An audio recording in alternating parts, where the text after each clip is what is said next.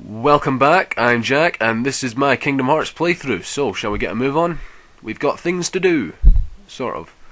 At the moment it's kind of peaceful. There's no Heartless to be faced, everything's fine and happy. Oh, darn it! Alright, here we go. I wasn't even trying to do that. That was good timing. Alright. Well done, Sabor, but you can leave now. Let's get him. Tarzan, save me, please. Again. Ah, dear.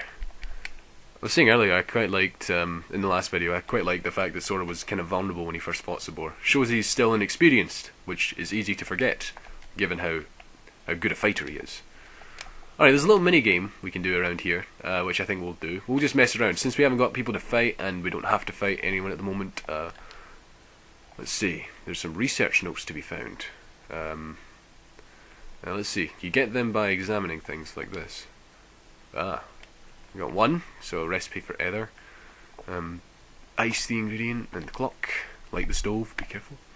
Oh, excuse me, hiccups. I think. Oh, washing line, don't forget the washing line. Okay, you need a potion to make an ether. That's quite interesting. This is a little fun side tracking thing. You wouldn't really care, to be frank. I don't think anyone really cares about this sort of thing, but you know, it's just a simple side thing, which yeah, I don't even know what I'm talking about. I sometimes just get really desperate to talk about things, and we get these situations. Okay, right. Let's see. Let's start here. Open the stove. Light it on fire. Stove has been lit. Yes, I saw that. Recipe cards found. Let's begin. Potion is in the pot. It's ready to be heated. And we got a high potion. Lovely. Oh, I've still got a potion here, so let's see what we got. Required notes found. Let's begin. Starting experiment. You don't get to do this again, do you? Oh, cool. That's right. There we go. We got an ether. And those things are more expensive than potions, aren't we? So we've made money. Maybe we could set up an infinite chain of these things. Oh yeah, they don't sell as well as the other bought. Ah, darn it. Well, forget that then. Ah yeah, done. You can only do it once anyway. Shame. But let's not burn someone. Close that door. There we go. Alright, now on to the important stuff. The plot. The story. The adventure. The mystery, intrigue. The things that people care about. Alright, here's the Hippo Lagoon. Now, before we get on with this, there are some treasure chests to be collected. Excuse me, madam, could you please? Thank you very much. Goodness. Alright. There's a bit of platforming work here, and Kingdom Hearts is fairly infamous for not having the best platforming, which I'm a little stubborn at having to admit, because I don't like that fact, but it's true. It's regrettably true. Kingdom Hearts and platforming are not the best combination, but at least, especially not in this game. Things get better in games like Kingdom Hearts 2, much better in Kingdom Hearts 2, and Dream Drop Distance. Flow motion's a big help for that, granted. It's basically, it's like, you know, Kingdom Hearts 2, there's a bit of a meme about it called press triangle to win. See that jump, that's the jump people struggle to make. People will tell me right now, Jack, don't bother. Go get high jump. Go get high jump and come back. No. Darn it. I will not do that. I will succeed at this with the skills I have. I don't care if you say you can't do it. I say I can. And when I say I can, I'm often wrong, but in this case I'm right. And we got a Meteor G for our trouble, which is kind of dumb because, let's face it, we're not really big on the gummy ship right now. But anyway, let's see if I can land on this hippo. Oh!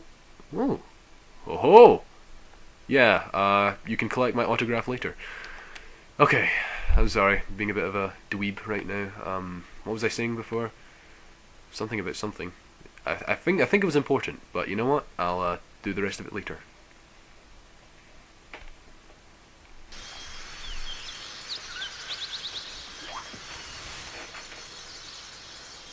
Kerchak, please listen to me. I know the nesting grounds are secret, but I trust them. You see, I want to help them because, well, they need us.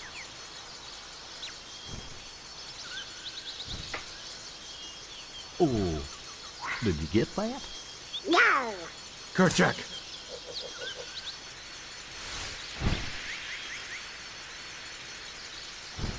Kerchak.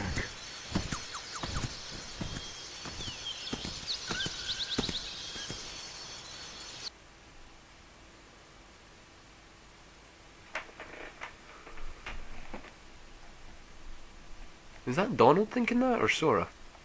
Well, anyway. I tried to think, but I can't really remember what I was talking about. It did seem important at the time. However, now that I'm here with this vine swinging minigame, I'm reminded that the deep jungle is a world that's kind of hard to navigate. Like, not least because you've got places like this where you have to, swing across vines to reach things like the odd treasure chest. Ah, more puppy Dalmatians. Seriously, every time I get one of those, it just brings joy to my heart. So, not really sure how to keep these the playthrough interesting, or entertaining rather. If you have any suggestions, I'd be more than happy to hear them. Anyway, it's interesting how your companions just stand here and don't really bother with anything. So let's climb up to the place, the climbing trees where we're supposed to go. What really bothers me, I think, more than having to, come back with growth abilities to get certain places done, is more the no, another Trinity jump. Where's this place? That's the treehouse. We'll come back for you, treehouse, later, don't you worry. For the time being, let's see if we can get up here to the treetop, because then we can get Donald. Then we can get stuff done. Sorry, Tarzan, we need Donald. We don't want to, but we do. Who am I kidding? Donald's great. Oh, I missed this. No, it's, good stuff. Okay, we've got Donald. Let's go get this Trinity mark right now.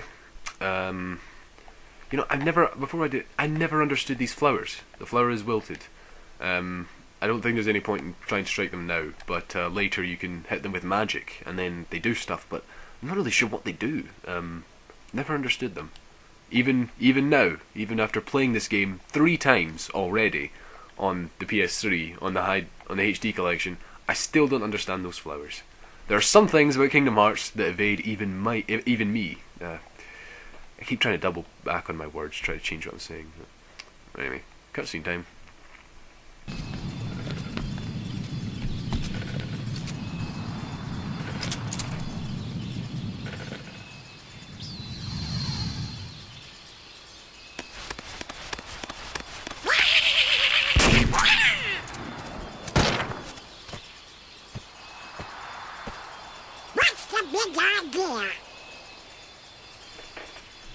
Wait, Kerchak, please!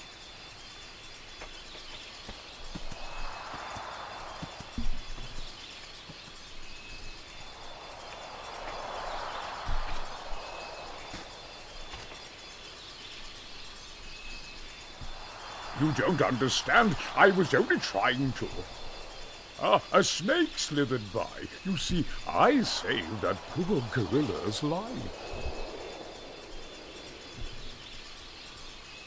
The writing is there, but the voice acting, I think, could use some work on Clayton's part. Anyway, I like Tarzan in this game. The fact that he doesn't even seem to understand much, but, he gets the idea enough to have reactions or moments like that, where he just has a look. It's nice. So yeah, try as hard as you can. I don't think you can jump up here without high jump, unless you're, really lucky. And I don't think I have that much luck, so I'll just move on. Ah, look, it's the spot where Sora crashed. Can you look up and see the, hi Goofy. Oh yeah, there it is, the hole in the ceiling. That's quite cool actually, I never thought about that before. Never noticed that. You'd think I would have by now. Anyway, so I was thinking during those cutscenes, I noticed that Kerchak, Nala, Terk, all the gorillas, they, by the way, those are really well named. All the gorillas, they speak and have full, character roles in the film, but in Kingdom Hearts here, they've made the interesting decision to keep them all silent, because only Tarzan can understand them. There's that one point where you see Tarzan speaking fully fledged English, which is just translating what he's saying to the gorillas. And, when I was younger, I didn't realise that was supposed to be Tarzan speaking gorilla. I didn't realise that was him speaking their own language and it was translating for us, even with Goofy and Donald asking, did you get that? And no. So, I just thought Tarzan was speaking English for once, and I didn't understand why he didn't speak so fluently more often. So that went over my head, but now I get it, and good times. I feel like I'm just getting boring. Am I boring you all? Am I turning into an old man so soon? Well, if you have anything to say, anything to ask, anything to add, anything to attach to this thing, then let me know, because I'm more than willing to hear you guys. This is effectively your show as much as it is mine. I respect you guys for everything that you give me with the absurd amount of patience, if you'll forgive me. What was that? Oh, it's Sabor. Hey Sabor, stop attacking the nice little thing that makes noise. I'm sorry, I forget what that's called. Can someone help me out? What's that thing called? Is it a megaphone? Darn it. I'll work it out later. Oh, it's a gramophone. That's what it is. A gramophone. Sorry. Alright, Spotty. Time for you to find a spot of rest. I'll have something much more riveting next time. Trust me on that. Alright, well, we'll chase after him later. We'll give him a break. I'm not very good for one-liners, I'm afraid. I try, but I don't try very well. How could you do such a thing? Now, Miss Porter, as I told you, I was not aiming at the gorilla. You are not to go near the gorillas again. Oh, because of one mishap. Come now.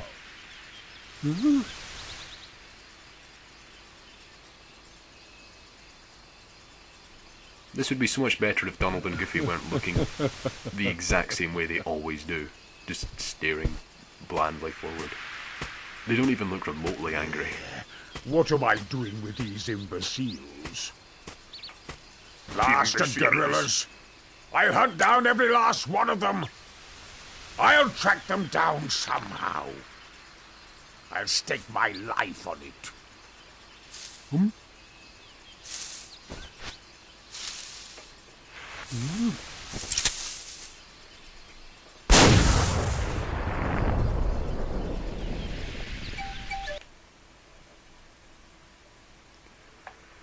You know, people criticize Clayton as a villain, you know, and alright, sure, fair enough, he's not as developed as other villains are, but then, to be fair, neither are some other Disney villains. Personally, I'm quite a fan of him. I think he's, you know, the whole bad man fallen, what am I saying? He's a bad guy. He's not a nice man, but he's fallen. He's suffered a loss, effectively. And by loss, I don't mean like a personal loss, like losing a friend or something. I mean like, yeah, there, just a bit impetuous. Thank you, Jane. But yeah, I mean like he just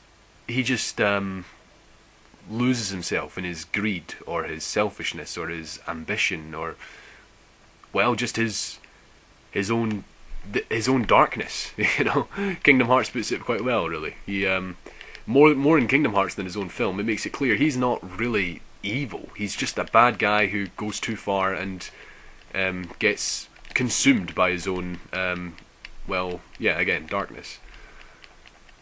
And I think that's something that's a bit more relatable than an evil sorceress who wants to destroy everything. I like Clayton, even if he's simple. Sometimes simple's better. What do you guys think of Clayton?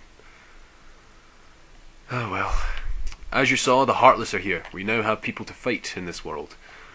And, yeah, they're the Monkey Heartless. They're a bit of a nuisance. They don't spawn in the Hippo Lagoon. Hippo Lagoon is a nice, peaceful place. But if I go there, I'll come back and have to fight more Heartless. So let's move on to the other place. The Bamboo Thicket. Or is that... yeah, that's this place, right? Ah, see? Memory serves well, for once. Oh, here we go. These are also Heartless that have been recolored since Kingdom Hearts 1. Like the original Kingdom Hearts 1. The final mix changed them to this. Whereas before they were like, you know, darker and navy and all that. Instead they've been changed to look more in place in a circus than a video game where you fight dark monsters. I don't complain too much. I don't mind too much, rather. Tarzan, please get out of the way. But yeah, it's something that we could do with less of, I think. I don't know. Japan, you know, Japan. I believe it's this way to the cliff, yes. It's been a little bit out of practice, I guess. Anyway, oh dear. So, I quite like these Heartless. The way that they jump about and make all sorts of monkey motions. They really do fit the theme of the Tarzan world, and their movements are just so erratic and well designed. I don't know, I like the way they move and think and attack. Every enemy in Heartless has its own style, from the Nobodies to the Unversed to the Heartless to the Dream Eaters. They all have their own, like, just everything from their design to their movements sort of, show differences and highlight what they are. Like, the Heartless are beings of instinct, whereas Nobodies are calculating, thinking things. Unversed are kind of erratic and, just born of negativity. And they're, at the same time, they are to an extent controlled. And then there's the Dream Eaters, which are just a bunch of craziness, let's just say that. So yeah, I just gotta give props to Square Enix for making all of their enemies, even just the minions, so distinct. They might not be fully fledged characters, but through, just everything about them, Square Enix makes them their own characters. Quite cool. Anyway, we've got a bunch of enemies to slap around. Use a bit of magic, why not? I quite like the animation you get when you block them or parry them, and then they like jump about holding their knee. It's almost human of the Heartless. Almost. Oh, these guys, the little ones, the pink ones. Oh man, I'd really like to see what the Heartless would be like if they could talk. By that I don't mean Ansem. From the end of this game. I mean like just the general minion Heartless. Like if they had brains, they could think. I mean they're the Heartless, not the brainless, which is ironic because technically the Nobodies have the brains and the Heartless don't. Anyway, that's the thing as well I've seen. People complain that the Nobodies are called the Nobodies even though they do have bodies, and the Heartless are called the Heartless even though they contain the hearts. Like, look, I'm going to kill this Heartless, and look, you see a heart float off after defeating it. Even in Kingdom Hearts 1 that was a thing. So the Heartless do contain hearts, and yet they're called the Heartless. And, people call that a bit of a paradox. Like, oh darn it, I hate those banana peels. Like, they make fun of their names and say they're not appropriately named, which, to an extent, is understandable, and I get that. But there is good reason behind each of their names. The Heartless may have hearts, well, not like their own physical hearts that are their own, but they contain hearts. They contain hearts that are trapped in darkness, and they seek hearts. So of course they're going to be called the Heartless, because they are quite heartless when they strike down people in the search of hearts. Aren't they? Aren't they just? And Nobodies aren't called Nobodies as in the sense of two words, nobody, but more the sense of one word, nobody. A person who just, is a nobody, who doesn't exist. It just contributes to their whole non-existent thing. Whoever named the Nobodies was a jerk. And I think that was one of the Ansems. And both of them, I'm not sure which one, but either one who calls them Nobodies will have their reasons for it. So it's remarkable how well some of this stuff is thought out. It's basically to symbolise the fact that they aren't people. They don't have personality, well, not genuine, heartfelt personalities, They're disgenuine, ungenuine, I don't know, one of the words, it's like that. So, Jane, anything to say about the Heartless threat that's just appeared? Ah, there you go. Thanks, Jane. Okay, we know where to go next, and we'll do that in the next video. I'm Jack, and I'll be back. Thanks for watching.